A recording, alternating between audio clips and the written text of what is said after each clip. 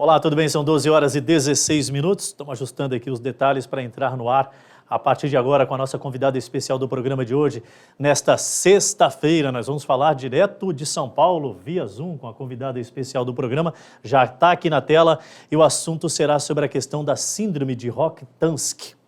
A síndrome de Rokitansky é uma doença que afeta o sistema reprodutivo feminino do bebê durante a gestação. Ela faz com que a vagina e o útero não se desenvolvam completamente. Isso geralmente só é percebido a partir da adolescência, quando a jovem deixa de menstruar ou sente dor na relação sexual. A nossa convidada de hoje, ela teve a experiência de tomar conhecimento desta síndrome aos 20 anos de idade. Ela é dermatologista e se aprofundou cada vez mais no conhecimento desta síndrome. A doutora Cláudia Melotti já está com a gente aqui. Doutora Cláudia, seja bem-vinda a Rondônia através da TV Meridional. Falamos para todo o estado nesse exato momento. Boa tarde, satisfação tê-la conosco. Boa tarde, Adilson. Muito obrigada.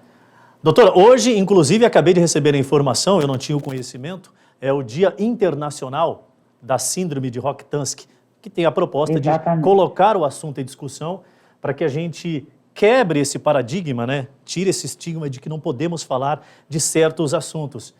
E acho que a questão da saúde da mulher, acima de tudo, tem que ser evidenciada.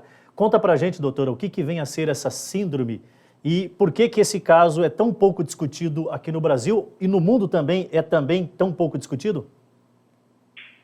A síndrome de Rokitansky consiste numa malformação. A criança nasce com a ausência de útero, ou um útero muito pequeno, chamado útero infantil, e uma ausência do canal vaginal. Então, os primeiros sintomas, a menina não menstrua e descobre que pode ter a síndrome ou a ausência do útero, ou nas primeiras tentativas de relação sexual, a dor durante o ato sexual.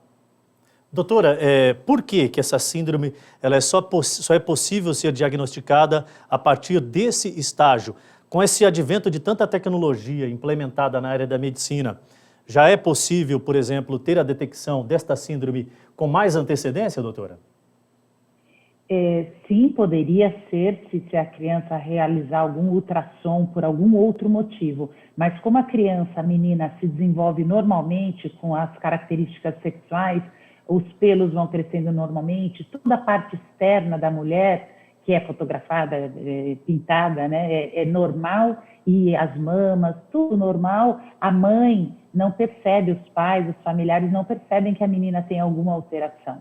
Então, somente quando existe a ausência da menstruação, a menina não menstrua, que chama atenção, ou na dor. Então, por isso que o diagnóstico é feito ao redor dos 14 anos, às vezes a síndrome inteira, ou muitas vezes separadamente. Descobre-se ao redor dos 14 anos que a menina não tem útero e depois, quando vai ter a primeira relação sexual, pode ser feito o diagnóstico completo da síndrome. Ou muitas vezes lá nos 13 anos, 14 anos, hoje em dia realizando um ultrassom, um exame de imagem, já pode ser feita o diagnóstico da síndrome completa, a síndrome de Rokitansky. Qual seria o ciclo normal, a expectativa da menstruação da mulher, doutora? Qual faixa etária? A partir de que momento que a mãe ou até a própria adolescente já deveria, então, sinalizar, procurar saber se tem a síndrome de Rokitansky? As meninas menstruam normalmente entre 11, 14, 15 anos, então ao redor dos 13 anos é uma data prevista, esperada, que a menina menstrue. Então, se a menina não menstruar, o ideal, sim, procurar o ginecologista e entender o que está acontecendo, se é a síndrome de Rokitansky ou outras alterações que podem levar à ausência da menstruação. Doutora, tem muitas mães que perguntam, inclusive eu já tive a curiosidade, a senhora vai falar daqui a pouquinho para a gente sobre o Instituto ROC.org.br, que é inclusive encabeçado pela doutora e mais duas amigas também da área, que são estudiosas, para trazer informações para a população acerca desta síndrome. Tem mães que perguntam, eu posso ter passado esta síndrome para minha filha? Isso é algo que acontece através da hereditariedade? A partir de que princípio que surge a síndrome? Até os dias de hoje, a síndrome é de origem desconhecida, não se sabe exatamente o motivo, o que leva a essa má formação quando o bebê está se desenvolvendo dentro do útero da mãe, então o bebê já nasce dessa maneira, mas alguns indícios mostram que talvez tenha alguma relação genética, que é algo raro, ou de outros fatores externos. Não se sabe, é um dos projetos do Instituto Rock, junto com as universidades brasileiras, trabalhos nesse sentido para entender se existe relação genética, mas tem casos familiares, tia e sobrinha, tem casos de irmãs com síndrome de Rokitansky, então uma possibilidade é a origem genética, mas provavelmente uma genética mais rara, né? Aí detalhes genéticos que a gente irá estudar. Doutora, é possível que entre as milhares de mulheres que acompanham a programação da TV Meridional, nesse momento em todo o estado de Rondônia, possam conviver com essa síndrome, mas ainda não tiveram o conhecimento? Eu gostaria de saber da senhora, o que muda no comportamento da mulher, além da questão psicológica que afeta a possibilidade de não ser mãe, mas até aí ela, de repente, não tem o conhecimento científico de que é portadora da síndrome. Aí eu falo sobre a questão da relação no dia a dia. A mulher, ela consegue, mesmo sendo portadora da síndrome, ter algum tipo de relacionamento? Sim, isso é muito importante. Muitas mulheres não têm o diagnóstico e, se tem, não tem todas as informações. Então, a importância do diagnóstico, do tratamento correto, que é a dilatação inicialmente, com o uso de moldes, para a mulher ter uma vida normal. Então, ela terá que analisar e entender a maternidade, né? Como ela vai ser mãe, ela não quer ser mãe, ela vai adotar uma criança, ela vai fazer uma barriga solidária, ela talvez no futuro próximo possa fazer um transplante de útero. Então, ela vai ter que elaborar a maternidade, não vai ser algo natural, como para a maioria das mulheres acontece. E na relação sexual, ela realizando a dilatação no momento correto, no momento que ela estiver preparada, ela vai constituir um canal vaginal e vai ter relação sexual normal com seu parceiro. Então, a importância do médico envolvido, do fisioterapeuta que vai ajudar a relaxar a musculatura e realizar uma dilatação, um tratamento adequado, e o suporte psicológico para essa mulher perceber que, apesar das dificuldades, ela sim será uma mulher saudável e feliz. Justamente sobre esse assunto que eu queria entrar agora, doutora. A gente está falando de uma síndrome que existem poucas informações científicas acerca do surgimento da mesma, como que, de repente, as mulheres são acometidas a essa síndrome, mas, por outro lado, há um debruço muito forte da ciência em cima de tentar encontrar os mecanismos de tratamento. Qual é o tratamento e qual é a eficácia desses tratamentos que hoje são oferecidos, doutora? Cirúrgico, fisioterapêutico? O tratamento cirúrgico era o tratamento, a primeira opção, sempre foi o primeiro tratamento. E agora, recentemente, na última década, ficou muito claro que a dilatação é o primeiro tratamento. Então, no mundo, nos Estados Unidos, na Europa, e agora a gente quer mostrar isso no Brasil, que a dilatação, esse método utilizando moldes, é o primeiro tratamento, a primeira opção. Na falência da dilatação, a menina não conseguindo realizar a dilatação por algum motivo, aí sim entra o tratamento cirúrgico. Pode-se construir uma vagina por cirurgia. E também a mulher vai ter uma vida saudável sexual. Mas tudo que a gente pode construir de uma maneira natural, sem cirurgia, é ideal. Até para deixar mais claro para o nosso telespectador, quando a gente fala dessa questão da síndrome de Rokitansky, é algo mais interno. Superficialmente, aparentemente, a mulher não apresenta problemas, né, doutora? Porque, às vezes, quem pega a nossa conversa no meio do caminho, acha, mas a mulher, ela fica sem aquela parte externa que identifica a presença física da vagina. Não, a parte interna é que é prejudicada, que é o canal que segue até o útero, pelo que eu já entendi. Exatamente. Que a doutora tem nos passado. Isso é muito importante, Adilson, porque a mulher, ela é geneticamente mulher, XX, isso é muito importante. Ela tem todo o externo normal, toda a parte externa normal, inclusive os ovários, que são os órgãos que produzem os hormônios femininos. Então, a mulher tem TPM, ela fica pode ficar irritada na véspera da menstruação que não vai acontecer, ela pode ter todos os sintomas, o ciclo hormonal, ela tem um ciclo hormonal normal, mas como ela não tem o útero, que é o órgão que se prepara para receber e poder fazer a gestação lá dentro, ela não menstrua, porque ela não tem o útero e ela não tem o canal vaginal, mas aí quando chega a parte externa, também está toda normal. Então, ela teria até a parte do ímen, aquela primeira entrada, e aí para dentro que existe a malformação. Para fora do ímen, está tudo normal.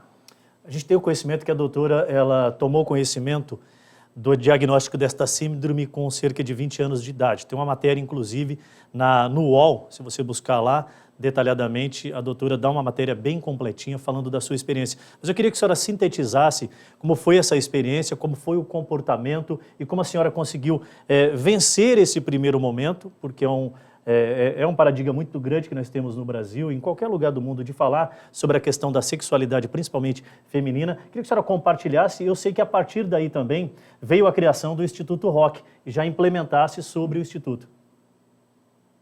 O meu diagnóstico foi separado, eu tive o diagnóstico de não menstruar e ter ausência do útero aos 13, 14 anos, segui uma vida normal, sabendo que eu não ia ser mãe, ou de que maneira eu iria ser mãe, e aí na minha primeira relação sexual, ao redor dos 19, 20 anos, eu tive dificuldade para a relação sexual, e aí eu fiz o diagnóstico da síndrome completa, da ausência do canal vaginal e da ausência de útero, que eu já tinha conhecimento. Segui minha vida como médica, trabalhando com família, casada normalmente, e agora, recentemente, eu e as parceiras, né, do Instituto ROC, Luciana e Isabela, decidimos que precisávamos trazer mais informação e acolher as mulheres com a síndrome de Rokitansky. Então, criar uma rede de médicos que conheçam a síndrome, saibam diagnosticar e tratar, indicar a dilatação. Estamos formando e oferecendo um trabalho muito bonito com psicólogas do grupo, fazendo terapia, que é muito importante. A saúde está na nossa cabeça, está no nosso psicológico, como a gente encara a vida e responde a ela.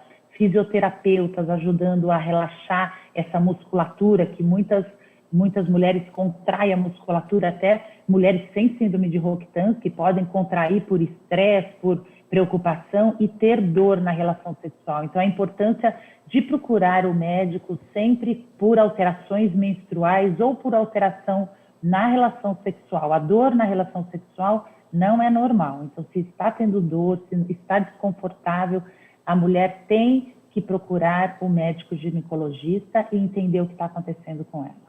Enquanto a senhora conversa conosco, nós colocamos no ar aqui, inclusive, o site do Instituto. Eu quero compartilhar com a nossa audiência em todo o estado, porque dentro do site do Instituto tem vários assuntos relacionados a dúvidas que existem sobre esta síndrome.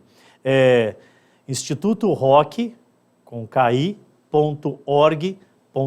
Nós estamos aí com o site neste exato momento no ar. Doutora, com o advento do Instituto, que é bem novo, cerca de 6 meses foi criado o Instituto, com parceria de algumas amigas que também estão na linha de frente de pesquisa, de buscar cada vez mais a reflexão sobre o combate à questão da síndrome e colocar sempre à tona esse assunto para trazer uma confortabilidade maior para as mulheres a falarem sobre o assunto. Quais as relações que o Instituto já vem tendo com o poder público, com os gestores na área da saúde, para que a gente implemente isso também no calendário dos municípios, dos estados e até mesmo do próprio Brasil, para que essa reflexão seja colocada em questão ao longo do ano, não simplesmente no dia em que temos dedicado no mundo inteiro para a conscientização sobre a síndrome.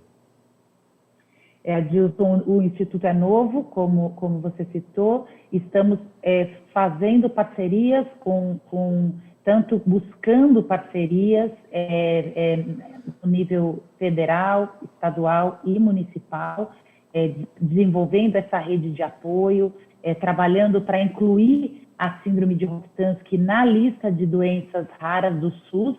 A gente ainda aqui no Brasil não tem nem a inclusão da síndrome na listagem, fazendo uma rede de parceiros. Então convido a médicos, psicólogos, fisioterapeutas que queiram trabalhar com o Instituto, fazer parceria, acolhendo essas mulheres, trabalhando com essas mulheres. Nós estamos abertos para parcerias para desenvolver o melhor e construir a melhor história da síndrome de Rokitansky no Brasil.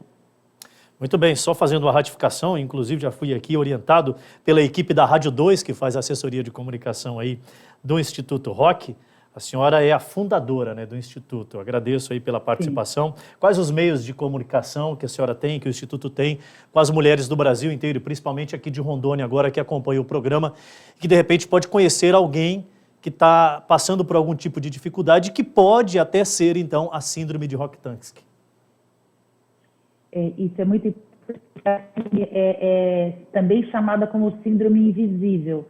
Muitas vezes o diagnóstico não é feito e quando essa menina faz o diagnóstico, muitas vezes ela se esconde.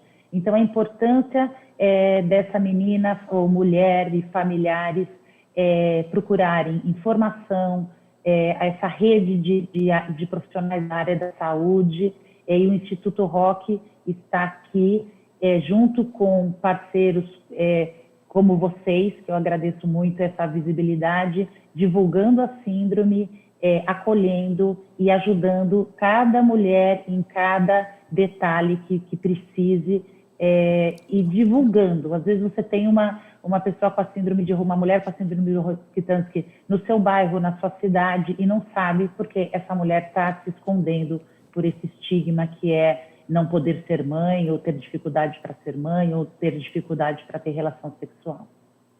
Muito bem, doutora Cláudia Melotti, obrigado pela participação aqui conosco, parabéns pela iniciativa, pelo engajamento em trazer esse assunto e criar mecanismos para que as mulheres que encaram este problema tenham melhores condições de enfrentá-los e, acima de tudo, superá-los. Um grande abraço e uma boa tarde. Muito obrigada, boa tarde. Agradecer mais uma vez, então, a doutora Cláudia Melotti e a equipe da Rádio 2 também, lá de São Paulo, que oportunizaram a audiência aqui do Rondônia Urgente, em todo o estado, a ter informação acerca desta síndrome, que é até conhecida como síndrome invisível, porque a falta de discussão que existe sobre apoio a ser dado para mulheres que enfrentam este tipo de problema. A você que nos assiste em todas as partes do estado, muito obrigado pelo carinho da audiência. A pausa está chegando, 12 horas e 33 minutos. Fazer aquele intervalo bem rápido para você tomar aquela aguinha e ficar conosco depois do break, porque temos muitas outras notícias. Fica por aí.